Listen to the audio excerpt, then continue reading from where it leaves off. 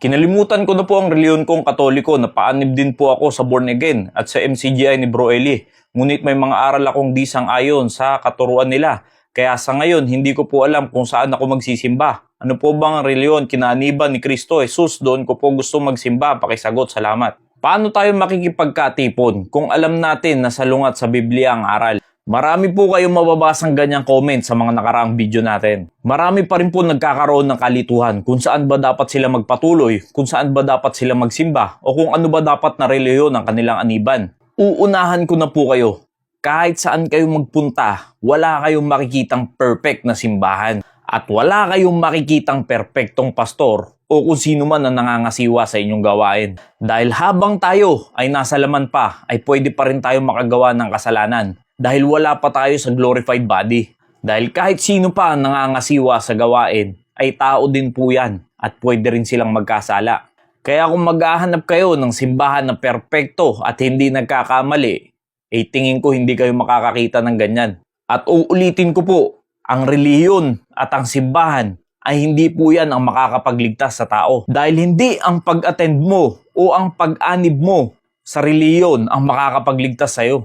Dahil kahit gaano ka pa kareliyoso at lagi ka nagsisimba kada linggo, kung wala ka namang Kristo, ay hindi ka pa rin maliligtas. Now, bibigyan ko po kayo ng hamon dahil alam ko karamihan sa inyo ay meron ng kinabibilangan na simbahan. Ang una nyo po dapat suriin ay kung yan ba ay nagtuturo ng kaligtasan sa pamamagitan ng pananampalataya sa Panginoong Hesukristo. At yan ay mababasa nyo naman sa Ephesians 2 verse 8, "For by grace are you saved through faith." Na hindi yung nagtuturo na dapat ikaw ay umanib sa reliyon para maligtas. Dahil ang tanging daan sa kaligtasan ay ang Panginoong Hesukristo, hindi ang relihiyon. Jesus said unto him, "I am the way, the truth, and the life. No man cometh unto the Father but by me." Wala pong ibang daan para tayo ay maligtas kundi sa pamamagitan ng Panginoong Hesukristo na dapat siya ang sampalatayanan natin. At lalong, hindi sa mga mabubuting gawa, ikaw ay maliligtas. Malamang may magko-comment na naman dyan, sasabihin, ibig sabihin, hindi na kailangan ng mabuting gawa. Huwag niyo pong baluktutin ang inyong mga pag-iisip. Ang sinasabi ko po ay patungkol sa kaligtasan. At dahil ikaw ay naligtas, mas kailangan mo pang gumawa ng mabuti.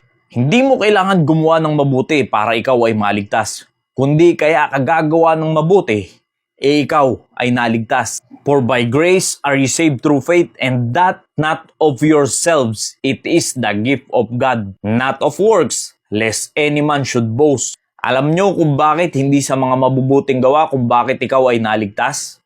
Dahil pwede mo yan ipagmalaki, pwede mo yan ipagyabang sa Diyos, pero ang katotohanan, wala tayong kayang ipagmalaki sa Diyos. Hindi nga natin kayang iligtas ang ating sarili tapos sasabihin natin dahil sa mabuting gawa kaya tayo maliligtas. Hindi nga rin natin kayang linisin ang ating sarili sa ating mga kasalanan. Sino ba ang kayang magtubos ng kanyang kaluluwa? Wala kahit isa, kundi ang Panginoong Hesukristo lamang.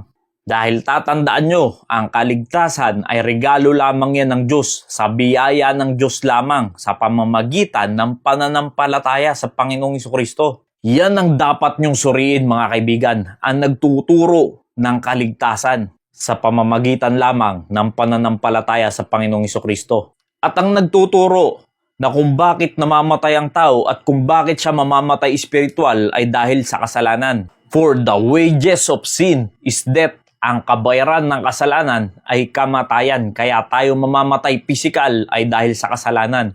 At kung ikaw ay walang Panginoong Hesukristo, ay pwede kang mamatay espiritual. At yan ay mararanasan mo sa impyerno. But the gift of God is eternal life through Jesus Christ our Lord. Tatandaan nyo ulit, hindi sa mabuting gawa o kung ano paman kung bakit tayo maliligtas. Kundi yan ay regalo sa atin ng Diyos at hindi tayo ang nagbayad ng regalong dyan.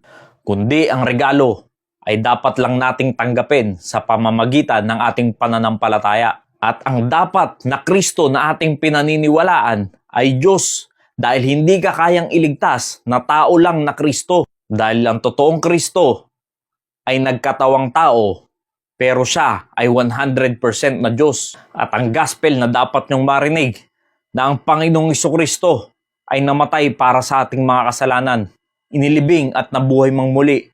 Yan ang ating dapat na malaman. para sa ating kaligtasan. At ang simbahan na gumagamit ng Biblia lamang sa kanilang faith and practice, hindi gumagamit ng kung ano-anong libro, ng mga sulat at katang-isip na lang ng mga tao. Dahil sapat na ang Biblia para sa atin, hindi na kailangan dagdagan pa yan. All scriptures given by inspiration of God and is profitable for doctrine, for reproof, for correction, for instruction in righteousness, that the man of God may be perfect, truly furnished unto all good works. Kaya sapat na po ang Biblia para sa atin. Kahit yan lang dalawa muna ang inyong tignan, pero ang napaka-importante yung una, patungkol sa kaligtasan. Dahil pagdating sa ibang scripture, napakarami ng samot-saring debate dyan. Kaya ang hindi na nakikita ng karamihan ay yung mismong main point ng Biblia, ang ating kaligtasan, sa pamamagitan ng Panginoong Hesukristo. Dahil marami dyan, debate ng debate, hindi naman pala alam ang totoong kaligtasan. At ang masaklap dyan, debate ka ng debate, hindi ka pa pala ligtas. Kaya comment down below kung meron kayong nakitang ganyan nagtuturo ng kaligtasan at patungkol sa kamatayan at ang gamit lamang ay Biblia. Or kung ganyan ba ang turo sa inyo, lagay nyo po sa baba ang pangalan ng inyong simbahan. Nawa, naging malinaw po. Maraming salamat and God bless you all.